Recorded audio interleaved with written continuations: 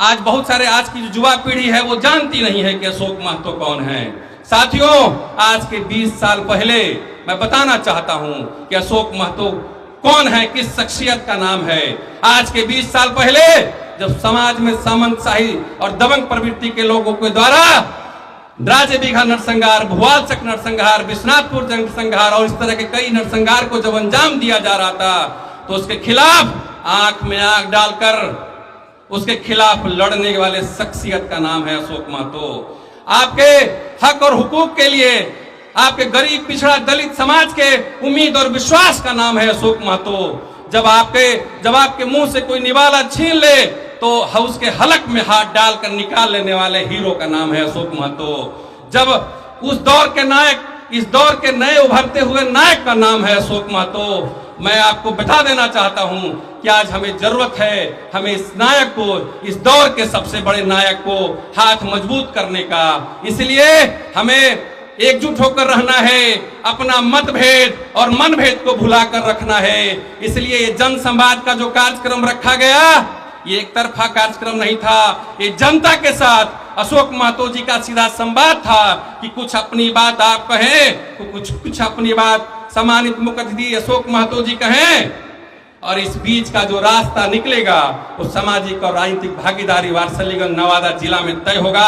आज सुबह बिहार के प्रमुख चेहरा के रूप में अशोक महतो जी हैं। उनके जीवनी के ऊपर एक वेब सीरीज आया था, लेकिन इस वेब सीरीज से हमें अशोक महतो जी के चरित्र चित्रण करने की जरूरत नहीं है।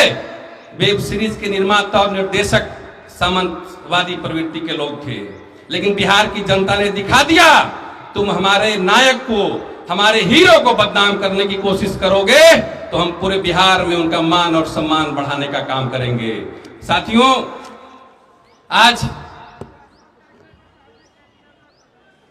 जब अशोक महतो जी जेल से बाहर आए, वारसलीगंज की धरती पे कदम रखा, तो बहुत सारे लोगों को राजनीतिक भविष्य की चिंता होने लगी और वैसे लोग उल जुलूल बयान देना शुरू किया कि कौन किससे मिला हुआ है। मैं ये आप सबके माध्यम से ही बताना चाहता हूं कि जिनका अपना कोई वजूद नहीं वो अशोक महतो जी के ऊपर उंगलियां ना उठाएं, क्योंकि पिछली विधानसभा चुनाव में जो उम्मीदवार थे वो उम्मीदवार अपना तो वोट कोई ले नहीं पाया और हमारे आपके वोट से वो नेता बन रहा है। हम ये कहना चाहते हैं आपको कि जब वोट हमारा होगा, संख्या हमारी है, तो नेता भी हमारा होना चाहिए। जब वोट हमारा है तो नेता भी हमारे बीच का होना चाहिए। उन लोगों को हमें जगह देने की जरूरत नहीं है जो हमारे दम पे नेता बन जाते हैं, हमारे सहयोग से नेता बन जाते हैं और फिर बाद में हम ही को बदनाम करते हैं। साथियों, अभी वारसलीगंज का जो घटनाक्रम चल रहा है, हमारे नेता श्री अशोक महतो जी चिंतित हैं। जो बलवा पर, वारसलीगंज में बलवा पर ग्राम में जो घटना घटी, आपस में ही गांव के दो गुटों के द्वारा किसी तीसरे को राजा बनाने की कोशिश हो रही है।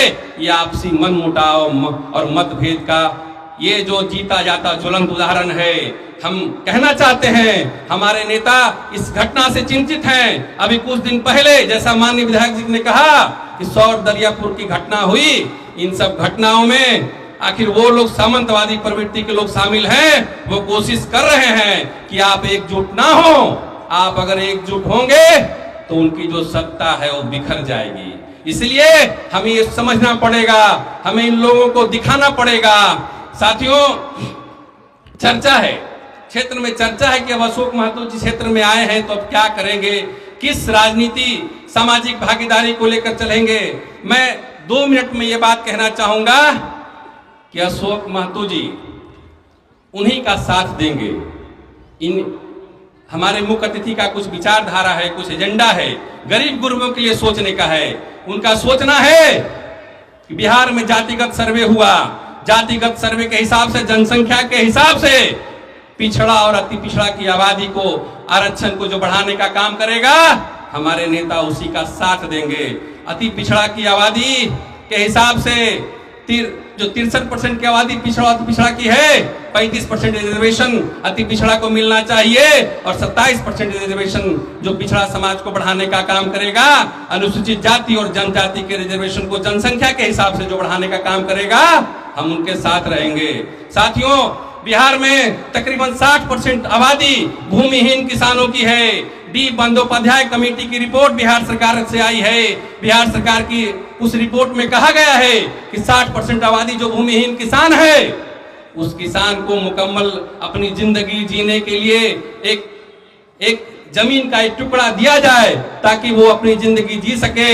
इस डी बंदोपाध्याय कमेटी की सिफारिशों को जो लागू करेगा, जो भूमिहीन किसानों को जमीन देगा, हमारे नेता उसके साथ खड़े हैं। साथियों, राजेंद्र सच्चर कमेटी जो अल्पसंख्यकों के लिए, जो देश में, ये देश चूंकि एक धर्म और संप्रदाय का नहीं है, अल्पसंख्यक की आवाज के लिए, उसके कल्याण और हित के लिए राजेंद्र सच्चर कमेटी की रिपोर्ट को जो लागू करेगा, हमारे नेता उसके साथ हैं। मंडल कमीशन के आयोग के सिफारिशों को सरकार जो लागू करेगी, हम उसका साथ खड़े हैं। और श्री राम जन्मभूमि का जो ट्रस्ट बना, राम मंदिर तो बन गया, हम लोग तो राम के भक्त हैं, प्रभु श्री राम के भक्त हैं, लेकिन इस देश में हमारी आबादी 80% है। हमारे डोनेशन से, हमारे चंदा से हमने अपने दम पे अपनी जान की बाजी लगाकर श्री राम जन्मभूमि के मंदिर को बनाया है। लेकिन जब श्री राम जन्मभूमि का मंदिर बना, तो राम जन्मभूमि मंदिर के ट्रस्ट में पिछड़ा के किसी सदस्य को जगह नहीं दिया गया। जो शासन प्रशासन मंदिर का चलाएगा, उसमें पिछड़ा को जगह नहीं दिया गया। पैसा हमारा, जान हमारा, देश हमारा, फिर से राम जन्मभूमि ट्रस्ट में हमारे पिछड़ा को जो है प्रतिनिधित्व नहीं दिया गया। इसलिए हमारी मांग है कि श्री राम जन्मभूमि के ट्रस्ट में पिछड़ा समाज और पिछड़ा समाज के सदस्य को भी नामित किया जाए। इन सब बिंदुओं पर विचार करना है और हमारे नेता का कहना है कि इन सब बिंदुओं पे जो हमारा साथ देगा, हम उसके साथ खड़े होंगे। साथियों, विधायक जी ने कहा कि कुछ समस्या रही, कुछ दमन प्रवृत्ति के लोग आज भी वारसलीगंज में सर उठा रहे हैं, लेकिन पावर का बैलेंस वारसलीगंज में गड़बड़ हो गया। विधायक जी, जनता को ये लग रहा कि अब हमारे हक के अधिकार की बात करने वाला कोई नहीं रहा, इसीलिए पावर का बैलेंस यहां एक दबंग जात के प्रवृत्ति की तरफ झुका गया है। मैं आपसे कहना चाहता हूं कि अब पावर का बैलेंस श्री अशोक महतो जी के आने के बाद समाज में जो अंगड़ाई है, उस अंगड़ाई को हमें देखना है। इसलिए पावर का बैलेंस अब वारसलीगंज में बैलेंस करने की कोशिश होगी और आपको डरने की जरूरत नहीं है। चाहे बलवापर ग्राम की घटना हो, चाहे सौर दरियापुर इस तरह के ग्राम की घटना हो, इस घटना पे संज्ञान लिया जाएगा।